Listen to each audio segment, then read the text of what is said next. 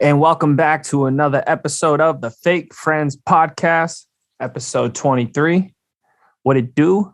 Ooh, You know the host. 23. What's going on? What's new?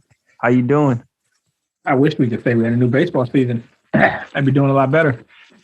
But, other than that, sun's out. Same old thing. 23rd episode. This is that make this your Michael Jordan episode, I guess. That's it, man. This is, we'll have two MJ episodes at 23 and 45. 45. Raining here where I'm at. It's going to snow the weekend because that's the lovely weather where I live. Yep. It's life, baby. February, best month of the year, huh? Best month of the year. It rolls right into March. March sucks, too. But, yeah, man, baseball seems to – I just feel like it's one giant, chess game / like Game of Thrones / they're probably just hanging out laughing, knowing, like, what's going to happen. They'll have a season. I still think it's possible they'll start on time, but we got some recent updates, I really don't know about the timing. I'm not as hopeful as I once was of the timing. Unless both sides of this negotiation is just kind of like knowing, like, they know that they're going to agree and they're just waiting, holding time out. You know what I mean? You know how negotiations go, like, hey, I know what I'm going to agree to, but I got 2 more weeks to decide. I'll just wait my 2 weeks and then decide then. Unless that's the case. But the only reason I don't have much faith is because it's locked out before. This isn't the first time that we played with a coach that says, the lockout affected his career in the 90s. So, like, it happens. I get my pension, man, frick. You know what I mean? Like, it really happens. And I do think the issues that they're struggling with coming to terms on are serious issues. And I told you before when we was talking the other day, it's a lot of control things. And the teams want control. Players don't want to be under control for the first 6 years of their career.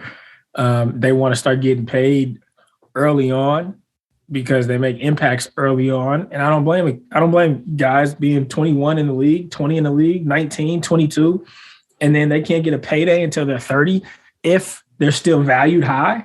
Like, I mean, it makes all the sense in the world. So yeah, it's a scam. Yeah, it's a scam. And for whatever reason, the owners don't lose any money for paying guys earlier rather than later, even if they were to, pay them at all. So they need to figure that part out. You know what they can do?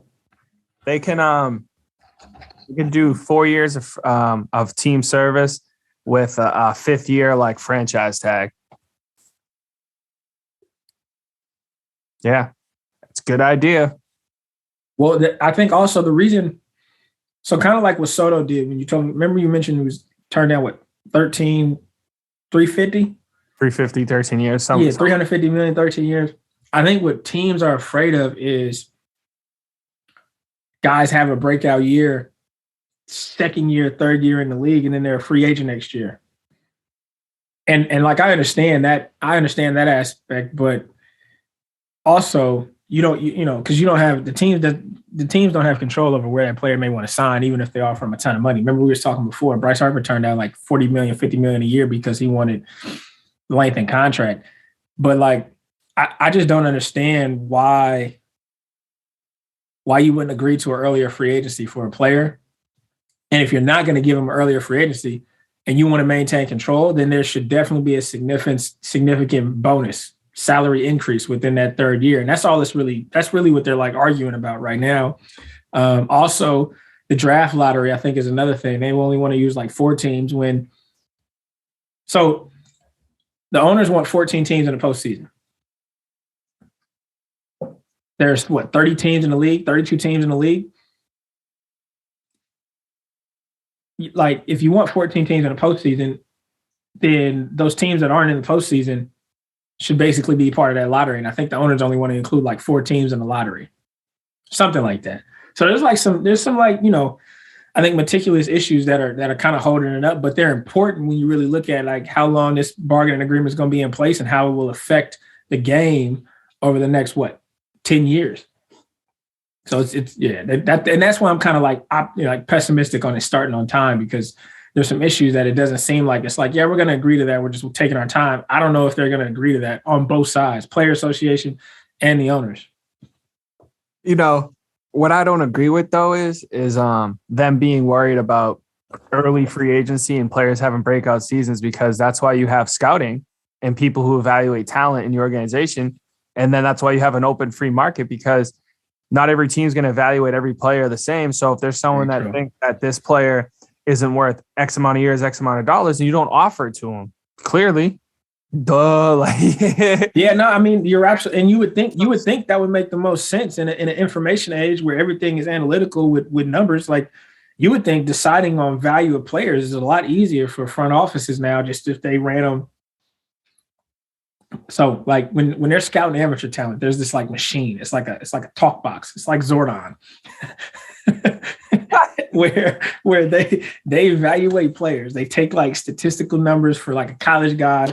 They run them numbers through this machine. They take like statistical numbers for a high school guy, and it has to fit a certain model. When it spits it out on the other end of the machine, if it doesn't fit that model, they're like, yeah, we're not drafting that guy. Yeah, but I'm about to make you laugh, because all those analytical people are fucking stupid idiots, and here's why. Because back when Manny Machado, you're about to agree with me so hard. Back when Manny Machado was a free agent, everyone was arguing that he didn't deserve the contract he got. I'm sitting here like, you have these analytical people, these people that don't watch baseball and all this shit. And I'm sitting here like, you understand, you're paying Manny Machado $300 million because he's a guaranteed put out at third, and he's going to hit 30 home runs plus and bat close to 300 and drive in runs. That's what you're paying for. You're paying him for. You know he's going to do that. Matter of fact, you can look at his seasons he had previously. This is all I would do if I was a GM. I'd go, oh, let me look at Manny Machado's career. Let's see what his market is. Oh, he's consistently done this, and he looks like he could still do that for another 6 to 8 years. Yep, I'll pay him that. It's that easy. And that's with talent. Like, dude, Manny rolls out of. I've watched him play live up close on the third base side. That dude is a guarantee. You hit it to him, you're out at first. You're out. Yeah. So even if you don't hit it to him, like, he's still there. I'm making the lineup, and I'm like, who's that third? Manny. Okay, yep. Making every play that game, not worried about it. But you know what I mean? It's just like just real quick again. It's like, if I'm the head coach, I'm the manager, the head coach. I'm calling up my GM like, hey, man, great job. Thanks for bringing us Manny Machado, Nolan Arenado. I know for a fact we don't have to worry about plays at third base. It's just the analytics. You don't need analytics. You just watch the freaking game. Middle of the lineup guy, middle of the lineup. Yeah. It's just. That's a component. No, that's a great point, because that's a component that is, like, honestly, I don't want to say forgotten about, or not even like used, but it's getting very much outweighed by just the value predicated on information. And now, granted, I'm very much in the middle of this debate or discussion. I understand, and I think that all information is better than partial or no information. So, like, if you have the means and resources to gather information that we haven't gathered before, and it's useful, great, but it doesn't mean you have to use the information to make decisions. And that's why I think it's kind of getting misconstrued. It's like, we gather all this information. It's like, well, we have to account for this now, and account for that, and account for this, and account for how many times the guy makes a play when so-and-so is sitting in section 108 of the fucking box seats. Like, there's certain things that we don't need to use to make decisions. And I think that's the part that gets lost. And like you said, when it comes to certain situations like a Manny Machado, hey, is he overvalued at $300 million a year for 12 years, 30, whatever his contract was? No, because what has he done the last 6 years? That's what we're paying for. He's projected to do that. Now, and again, it might be our Pujols' fault, because he had that tear, and then he signs the big contract, and then it was like, well, he's not the same player. And I think that just has scared a lot of people off from having that happen again. Yeah, but that was he had bad feet. And I was about to say, and I feel like that's like that case is kind of a blanket case for all scenarios, and that shouldn't be the case, because he was already older. Was he? He might have been like 28. No, he was. He was like 30. No, he was like 30 or 31. He was like 30 or 31. He was already older, so he was already on the backside of his career when he got that contract. And it's not like he was a corner guy, a DH. Yeah. Like, your hitting's already hard, and as you get older, it's gonna fall off. But I'm like, so then it's like, all all right, then you have a player like Carlos Correa, who statistically hasn't put up the same numbers as Manny Machado in his career right now. And someone might go, well, why does Carlos Correa deserve the same or better contract than even like Simeon or Manny Machado? Let's use Manny Machado because he's got that 310 years. And you know Correa is looking probably somewhere in that ballpark. And it's like, well, all right. But, maybe they're afraid of injury prone. Tell you why. Not to cut you off. I'll tell you exactly why. The same reason the number one draft pick is slotted for a $12 million signing bonus projection. And like you said, there's people. There's not only amateur scouts, there's advanced scouts, guys that scouts the big leagues. You project what a player is going to do using information that you're able to receive that you now gather more of. So a guy like Carlos Correa, who is 26, 27, I don't know this. These are all I'm just bullshitting these out here. But let's say he's projected over the next 7 years to produce 20 to 30 home runs, hit 280, and play a Gold Glove shortstop. That's what you're paying for. Like that's what you pay for. So that's the point I was trying to make. I'm like, well, okay, when he's healthy, he's been productive. He's had some injuries that's kind of messed up his rhythm of his career right now. But I'm sitting here like, okay, I look at someone like Carlos Correa. Some people be like, oh, he's too tall to play short, blah, blah, blah, all this shit. I'm like, nah, fuck that dog. Kid's got a cannon. He makes unbelievable plays. He's an emotional leader, and he loves the big moment. I'm like, you know what? I'll give him 10 years to run $1 million. Absolutely. Just on that alone. I don't even care if he hasn't even had a 30 home run season. I'd be like, dude, you're a fucking gamer. Get your ass in my fucking lineup. Like, I'm sorry. Baseball has always been a sport too, where you get paid for what you have already done. It's always been that sport because of how much control a team has over you. You have to prove yourself to earn the contract. Like, for example, you go out in 2022 and you're on league minimum or you're still under your rookie contract, your 10-year contract. And prior to that free agency market that you're about to enter, if you have a year, when you enter your free agency market, your value is through the roof because of what you did the previous year. That's always been the way that baseball has operated. That's why I don't understand. If I was in the owner's seats, I'd be like, hey, basically the players are asking to bet on themselves, saying, hey, I want to reach free agency earlier. You could actually save money on paying guys because they're not proven as much. But you have a guy under his control for 6 years, and for those 6 years, he's Nolan Arenado, Gold Glove every year, 30 home runs, 120 plus RBIs. Yeah. He hasn't gotten why wouldn't he test the free agent market when he's been on one team for 6 years? Why wouldn't he go see what his value is like? Well, yeah, and you know what I mean? Like, is the market going to be as big for a guy who's only been in the league for 3 years? In case there's any super Carlos Correa fans watching this, I just want to stand corrected. He did bat .315 in one season. I don't know why he only played 109 games the year they won the World Series, but he was a baller that year. Only played in 109 games, dude. He had 24 home runs, 84 ribbies. He had 25 doubles, batted .315. If this dude played fucking 30 more games, holy shit. Yeah, I think he got hurt that year. Yeah. Yeah, I mean, so honestly, just on looking at that alone, and then what he did for me last year, he deserves a big contract, and he deserves to be in a freaking lineup. And if you don't sign him, you're a stupid idiot. And a lot of organizations are cheap. They don't want to win, so they're stupid idiots in my book. Correa's a stud, and he loves the big moment, dude. All right, good idea, bad idea. Eddie Bravo here. If I'm an owner and we got control over a guy for 6 years, and and again, the other thing I think is kind of messed up is like when that clock starts, because guys get like September call-ups, but their clock doesn't start. If they call them up before a certain point, I think it's early in the season, before a certain point, their clock doesn't start, or when their clock starts counts as like a full year. So like if a guy makes the roster out of spring training, boom, his clock started. That year counts as his year of service time, even if he's up and down, option down to AAA, etc. So let's say a guy's clock starts at the beginning of a year and he's 20. He's 20. And that first year he has some rookie struggles. He goes out, this position guy, outfielder, he hits 12 bombs, bats .260, right? But he shows some signs and he just dealt with some rookie struggles. He's 20. So he's learning at the big league level. Now he's 21. Next year he comes out and improves, hits 20 bombs, bats .280.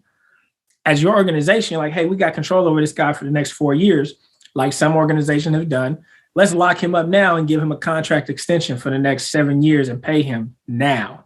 So that way we have him until he's 30. And then when he hits the free agent market, if he's still good, there's a market for him, we can revisit it then, or we simply let him go, right? Or, hey, this guy's 20. And in 3 years, he'll be a free agent. He's going to be unproven as a free agent. Why wouldn't owners want players to be free agents when they're unproven? You can save then. Yeah. Because now it's predicated on who has actually been doing their advanced scouting.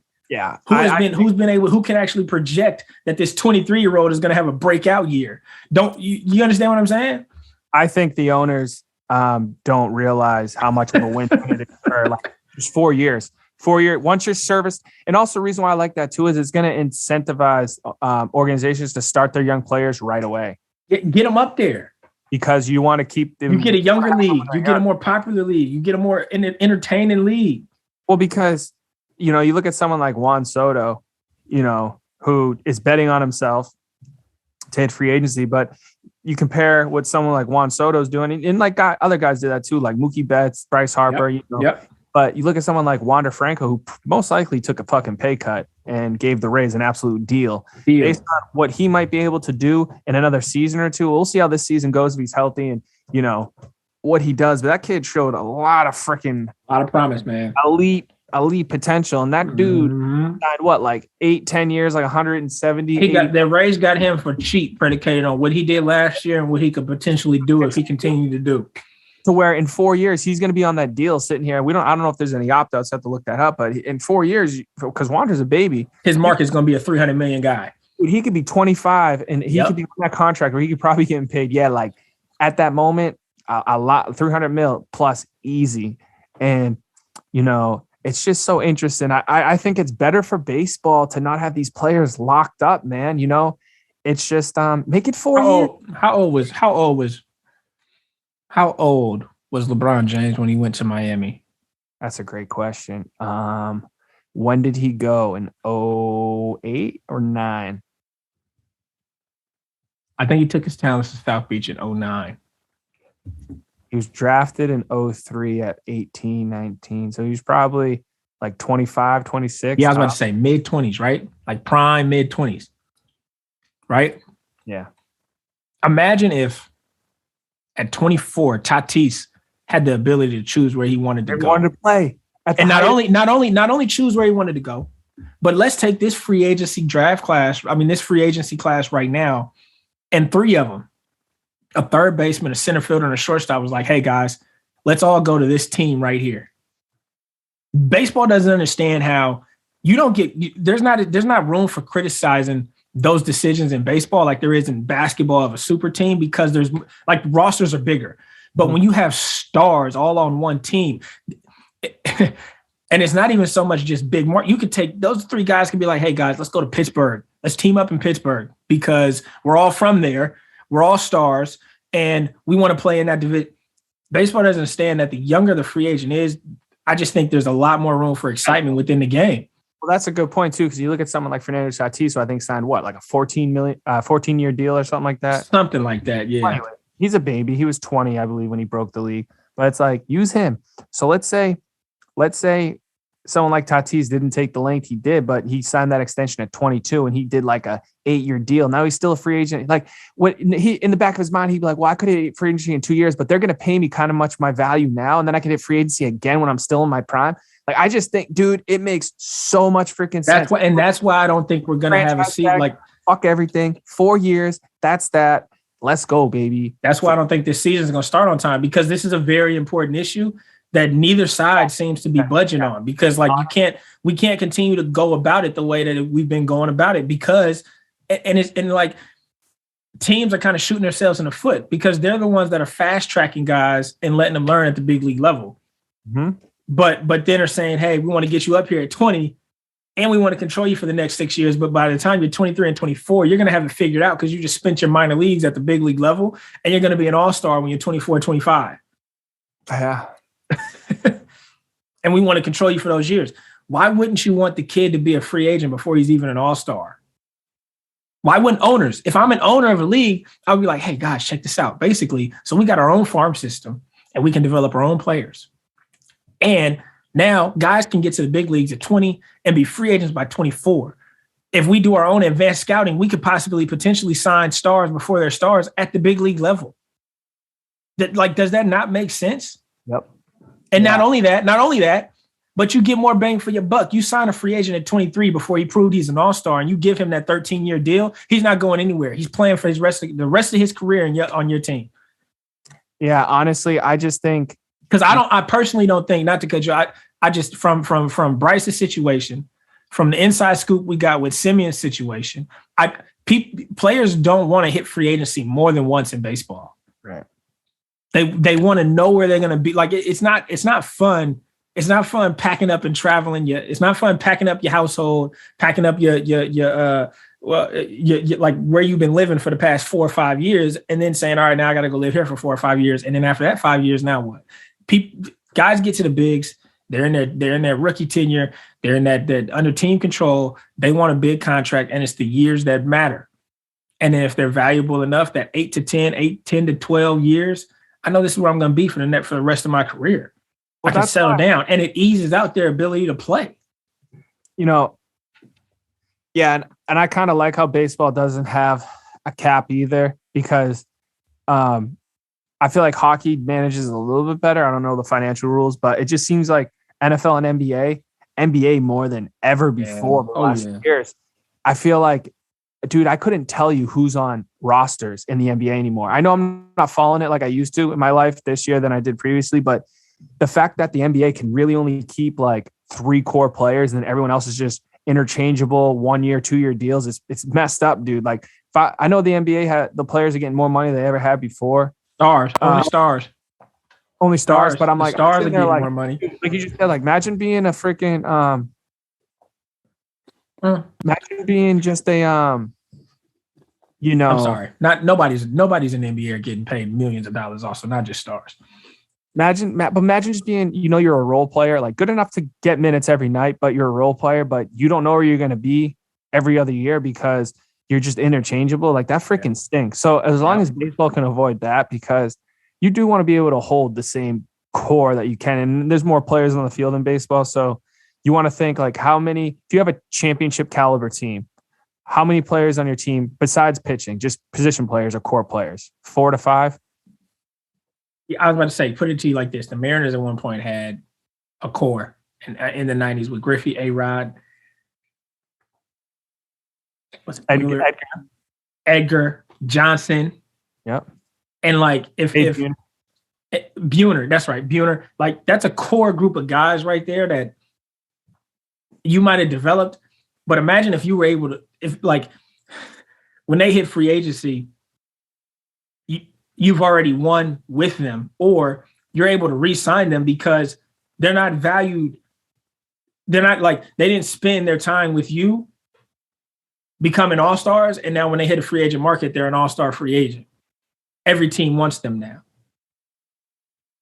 From my perspective, it's a way better, sweeter deal for owners to be like, hey, we could get this guy, we can get this guy, we can get this guy in free agency, because this is what we've been scouting and project them to be for the next 5 years of their 20s and 5 years into their 30s. And that's our core to win with. Mm-hmm. You can do that when like you said, if it's just 4 years under team control, because it's not like, I get the process too. Like the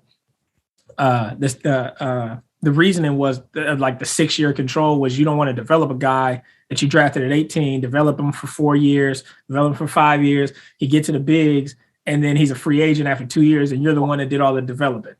I get that. But that's not happening anymore. I know it's not happening. It's not happening anymore. And what I mean by not happening is you're drafting a guy at 18 and he's in the bigs at 20. Like he's learning at the big league level. Because you know what I'm saying? I feel like and not only that, you're shortening the draft, so you're not drafting that many guys. There's 20 rounds. Your first 10 picks are pretty much guaranteed to be in the bigs within 2 to 3 years. And you're drafting them at 18 or 21. Like they're in the bigs at 20 and 24. The 6-year control is a bunch of just BS at this point, because you're not spending that much time developing. They're learning at the big league level. Maybe the owners, maybe one of the owners will listen to this podcast and be like, oh, wow, these guys make a lot of sense. You know what? Hey, guys, recollection. Front office. Yeah, let's one, bring them on. Two, why don't we just give the players, 3 years and like you said, a fourth year franchise tag option or free agency. And the plus side is we now have a lot more talent to pick from because every other team has to do the same thing. And they're going to have guys that they brought up and they're going to be free agents. To me, it makes all the sense in the world. Like, for instance, someone like with big payrolls, your core teams with big payrolls, they're going to have to, because they're bringing guys up too. They're going to be like, well, we like these guys. Well, we get rid of the guys we like. We should just sign them and keep them. You know what I mean? It doesn't mean they're just going to be picking unless that player wants to leave. So it's like, you look at a team like, notoriously like Yankees and Dodgers have been always spending money.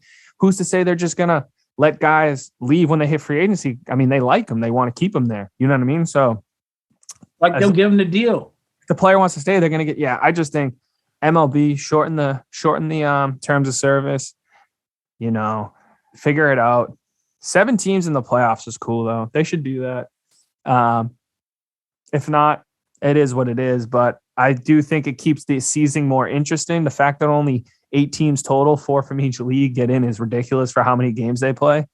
Even if you want to argue that 7th team doesn't have a chance to win it, I get it, but it does make baseball, you never know, man. And that's the thing. Baseball, you never know. It's get hot and cold. I'm just saying, for devil's advocate, but you play too many games and it keeps the regular season more interesting. You know what I mean? This is true. You do play a lot of games, and sometimes you're not getting in. It's very true. Because when there is a playoff race, baseball is exciting to watch. Regular season games are exciting to watch, and then of course, there's nothing like playoff baseball. Every pitch is so intensified and that's why owners want to, I think not only extend but expand the postseason because it's the best time for them. Yeah, it's the best time for them. Extended the most exciting and best moments of baseball that people want to watch. Extend how long that's played, so you get more of it for sure. One thing they did agree on, which is going to involve a lot of strategy, is universal DH. Pitchers don't have to hit anymore. That's the best thing across the board. That's the best thing that they've done. That makes so much sense, dude. I'm sorry. I know people they have their feels about having the pitcher in the lineup. I get it. It's a position, strategy, blah, blah, blah. Pitchers are a giant hole in the lineup. It's an automatic out. It's fucking stupid. And people like Shohei Ohtani, who are that good and can do both. Well, all Madden has to do is just let him hit for himself. They don't have to see. I was about to say, you're going to see. They were doing that anyways. So it's like you're going to see a more competitive game. Way more competitive. Yeah. More competitive game. There's not a guaranteed out. Nope. Yep. And rosters could be built a little bit differently because you have just a hitter in your lineup. You can add a guy that you might not have taken before because he doesn't have as much use, and now you can be like, now you can play on our team because we have that spot where you can just hit for us. You know what I'm saying? 25-man roster. Usually you got about 12 pitchers, 13 pitchers. That 13th guy might be just a bat now. So depending on how deep your staff is. So. But yeah, man, I hope they figure it out. I hope the season starts. I don't know if it will. I could ramble about it all day. But I'm very pessimistic about it starting on time. Pitchers and catchers are supposed to report this week, aren't they? Or last week? Yeah, spring training was supposed to start this week. I think you were supposed to have spring training games starting Wednesday or Friday. But I do got to wrap it up soon. Yeah. So just some final thoughts. I know you wanted to talk a little NBA real quick, but I just wanted to touch on before we get off here because I'm big NBA fan. All-Star weekend. They incorporated some new stuff with skills challenges, which was pretty cool. It was in teams. I thought it was interesting. Giannis and his brothers were all on one team, which is pretty cool. Too bad the Ball brothers couldn't do the same thing. Should have done that. That would have been fun to watch for All-Star weekend. I think they missed the ball on that one. Pun intended. But the dunk contest, they got to figure some new format out because we've seen every dunk possible. Humanly possible. Who's in the dunk contest? Jalen Green, Obi Toppin, I think his name is. Juan Toscano Anderson, who's actually from the Yay area, East Oakland. Who was the other guy? Cole Anthony. So Cole Anthony is probably not even 6 feet tall, so no clue why he was in it. So, but were there any cool dunks? No, that's my point. So hang on. What's up? I'm almost done. Go lay back down. Yeah, you're sleepy. Cole Anthony put on some Timberlands and did like a windmill in a New York Knicks jersey. Like, I get it. The showmanship, there's still some showmanship. Like Jalen Green put on like an NFT chain and went in, did some dunk, tried to do some dunk like 5 times that he couldn't do. But we've seen every cool dunk possible. Like Jason Richardson and Vince Carter, Zach LaVine and Aaron Gordon, Michael Jordan, Kobe Bryant, Dominic. Like, we've seen all the cool dunks, and you only win a dunk contest, I feel now, if you replicate something like that and make it look just as cool. So they got to figure some new format out. Yeah, I think what helps certain dunks too is it depends on the person doing it. Some people do dunks better than others. Like me and you could go do a windmill, and one of us will do it better because of the style we do. So I think it just depends on the dunkers. You're right. Switching it up might help. Maybe a new format, maybe teams or something. I don't know. Just do something out. Just figure something out with the dunk. Like maybe include women and lower dunk, maybe lower a court. I don't know. Maybe do something. Just do something cool, man. Do something different. Jump off of trampolines. Jump off a tramp. Yes, make a slam ball or something. Like give them the ability to do like a 720. You know what I mean? Or between the NBA Live had it figured out when you could go between the legs twice in a video game. That dunk? That was the coolest thing ever. And you could do like a 720. Like bring the video games to life. You know what I would do if I was in a dunk contest? I would light the basketball on fire and I would dunk it. See, like you got to do stuff like that. They would be like, my owner would be like, and I'd be like, just call it like NBA Jam. Like you got to do stuff like that because this, and you got to get candidates that can jump. That's guys that like are flyers that elevate. Like the guys that I name, they elevate. Hey, if you're gonna be up here, you gotta be quiet. Just chewing in people's ear. Yeah. All right. Well, I gotta DOH. Chris Bryant is gonna be a Seattle Mariner. Ooh. What do you think about that? Yeah. Greece. Yep. There you go. Yeah, that'd be cool to see. I gotta get to a game up there. That'd be cool to see. They do need a third baseman. Chris Bryant is an all-star. And as long as I don't have to get my asshole swabbed to go to a game, I'll go. I can only laugh. I don't think you will. Hopefully that stuff kind of is just gone by the time baseball. Maybe that's what's going on. Maybe they're in the negotiation rooms, be like, "Hey guys, there's still a bunch of fuckery going on. We're not starting the season until this fuckery's over with." Hey, do we want to live in freaking our Wordville, or do we want to live in a Baseballville? So yeah, maybe they're just kind of I'm telling you, dude, they don't want spring training. Pitchers, dude. Players, honestly, that's what I mean. In Clearwater right now. Follow them on IG. They're all there. They're all there. They're ready. Bro, that's what I'm saying. Like, I think also that's what could possibly happen. There's like, hey, we know we got to agree to terms by this date to have the season start on time. Players are just like, oh, shorten spring training. Yeah, I'm telling you, dude. That's what's happening. Players just like, oh, we don't got to go to spring training for another 2 weeks. Let's do that. Like, just hold negotiation out. Nobody wants to be there. Let's just start the season. Yeah. So any hot take, and then we'll get out. Yeah, that was a good one. I like that one. I'm dying on the hill that the season will not start until maybe first week of May. I respect that. That's what I got. I think the season's not starting until first week of May. All right. Because even though I do think they want a shorter spring training, they got to figure out the arbitration and this team control, and they got to figure that out. And take a minute. Yeah, it could. So, but all right, let's wrap.